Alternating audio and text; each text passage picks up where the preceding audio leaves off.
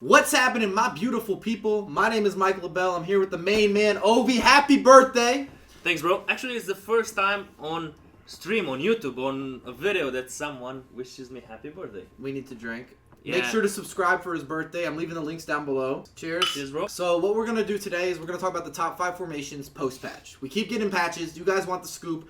And I'm going to list them in order with Ovi. Number 1, number 2, number 3, number 4, number 5. It's not just going to be 5 formations you should learn, but it's actually going to be in priority. I know a lot of you are getting FIFA for Christmas, so this is your early hookup.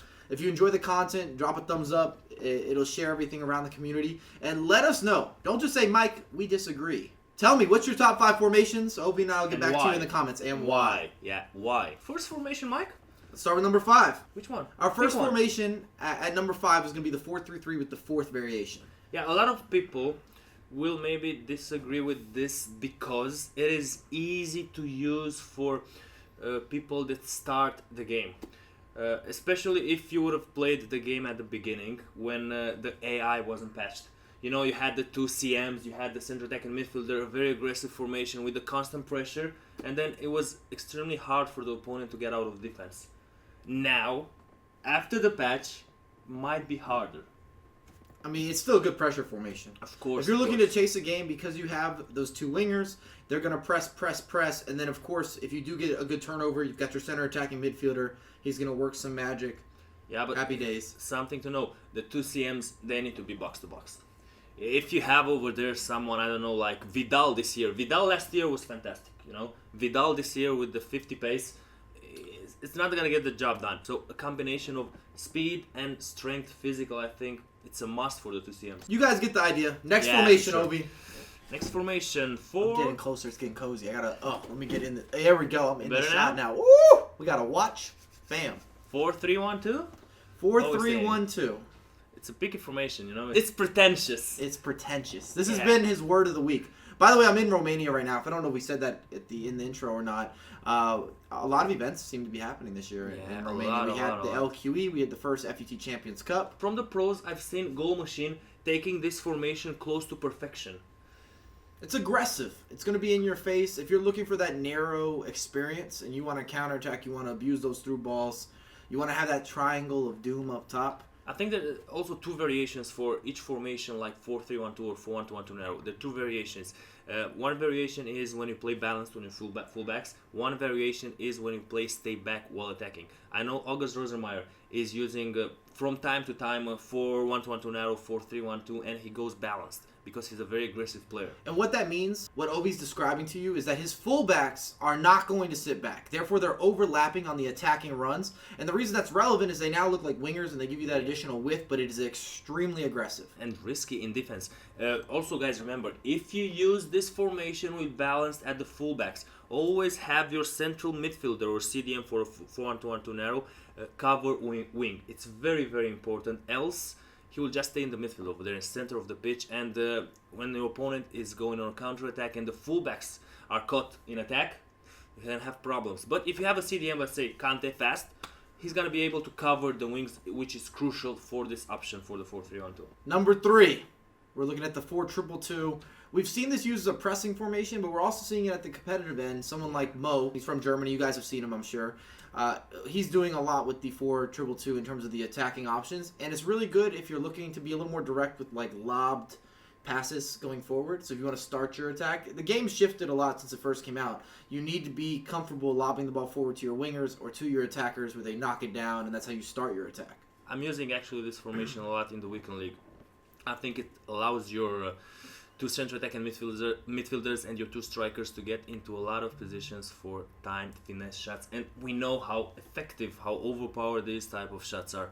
So I think that's maybe the main focus when it comes down to the 4-2-2-2. Your players always getting in those positions, and also you being able to, diversify things in attacks. Formation number 2, Ovi, what are we talking about?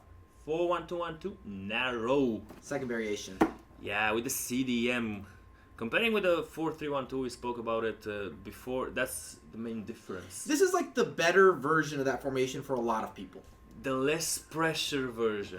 It Sure. is the better because Well, it gives is you safer better, in defense. It gives you better shape. So a lot of people are going to have trouble getting used to the 4-3-1-2 unless you play that style because you don't have that shape and support. It's going to be a little more flat in the midfield. However, if you're good at pressuring, though, I mean, it's like this. Great for the finesse shots, and also one thing that's great at. For counterattacks, I've seen a lot of goals being scored using a speedy central attacking midfielder when you just put a long pass to your striker, you manage to stop the ball over there or pass it to the second striker, and in the same time your central attacking midfielder is making a run behind the defender line and getting into a one-on-one situation with the goalkeeper. So it's great for counterattacks. It's, let's be honest, not fantastic for possession. No, if you want to have a 60% possession game, this will not be the formation for you. But at the same time, we don't see that in FIFA 19. That's Also, rare. I see this formation being combined with fast build-up. Rosenmeyer plays like this. I know I spoke also with Lionel, with Fabio De Nuno. He thinks like a 4-1-2 narrow with team pressing and fast build-up, if I'm not mistaken. It's one of the best and a great counter for our next formation. Yeah, number one is the 4-2-3-1. 4-2-3-1. And you guys knew that was coming. It's the most commonly used formation at tournaments. It's the most commonly used formation online. I think it's the best balanced formation we've seen in FIFA 19 that fits the game. Difference between the 4-2-2. Connecting man in the center. You got a central attacking midfielder that will link up from your right back, CDM, left right attacking midfielder with your striker. That is incredible, and that is the biggest advantage in my opinion, the biggest pro comparing with the 4-2-2. Sometimes with the 4-2-2 it is hard. If you don't play a long pass and if you don't have a strong striker up front, it is difficult to link up from the right back or the CDM to one of your strikers. One thing that I think it's a must, if you have the possibility to get a full chemistry player in your squad as a central attacking midfielder, the one in the midfield, not the right attacking midfielder or left attacking midfielder, that player should have 5 stars weak foot. It is so important, guys. If you see the pros playing, they're having over there players with 5 stars weak foot because you can do finesse shots with the left or with the right and from bad angles also. And the thing about it is that your opponent will not expect that. Okay, he watches, for example, Eusebio. He thinks, okay, he's a right-footed player. Or Sonaldo. Son. Let's say Son because he's cheaper, right? Or Perisic, something like that. He's got 5 stars weak foot, but you know, he knows he's a right-footed player. So he doesn't expect for him to do a finesse shot with the left foot from a bit the left side of the pitch. And trust me, guys, when you're playing difficult games, close games, surprising your opponent will make the difference. And to give you a vice versa example, and I don't want to pick on left-footed players, but how many times have you seen central attacking midfield and you've got Messi or Salah or even Gareth Bale in that position? You know that guy is going to favor his left foot 100%. So as a defender in that circumstance, you're like, all right, I'm waiting for you to cut back. I'm waiting for you to try to do a skill move to get here. I'd love to see you score with your right foot, and that's the importance of having this true 5-star weak foot. You never know what's coming next. If you played against a Eusebio, then you do know what's coming next. It's hitting the back of the net. You cannot stop that guy, man. I don't think he's a better player in terms of shooting this year. No. Like complete shooting, outside the box, inside the box, power, finesse, both feet. This man is gifted and talented. That's where we're going to wrap up the video. I just got room service for Obi's birthday. We're going to eat. I'm going to edit this very quickly. I hope you guys enjoyed the content. Those are the 5 formations. Trust me, start with number 1 and go down. And see what works for you. It is all about preference. But remember to sub to Obi. Happy birthday. Thanks, bro. You're getting old. We're like... Don't tell them. Don't tell them. We're right around the same age, man. We're both getting old. Anyways, peace!